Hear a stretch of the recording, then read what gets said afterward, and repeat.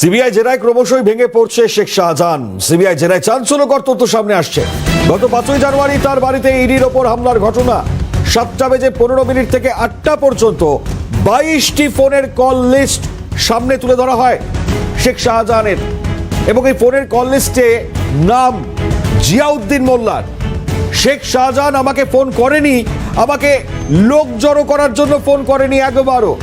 সিএনএর প্রতিনিধিকে প্রতিক্রিয়া দিচ্ছেন জিয়াউদ্দিন মোল্লা, একটু শোনাবো আপনাদেরকে।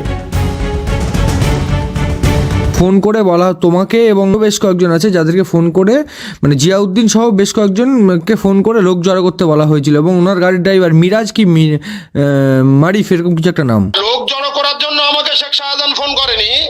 শেখ শাহজাহান আমাকে আদৌ ফোন করেনি। সিবিআই এর যদি কোনো হেল্প লাগে আমি হেল্প করব, আমাকে আজকে ডাকলে আজকে যাব। কালকে ওরা আমার লোকেশন ধরে এসেছিল। সিবিআই যদি বলে আমি বাড়িতে যাব, জিয়া বাড়িতে থাকো, আমি যেখানে আছি আমি বাড়িতে গিয়ে ওনাদের হেল্প করবো। কিষান শেখ আমাকে জড়ো করার জন্য একবারও ফোন করেনি। স্ত্রী আমাকে ফোন করেছিল, ভাই বাড়িতে সিবিআই ইডি এসছে।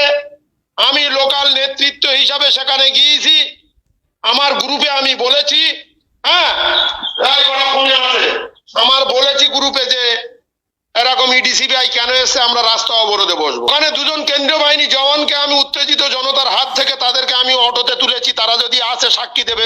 মাথা পেটেছে যে আমি নিজে বাইকে তুলে দিয়েছি।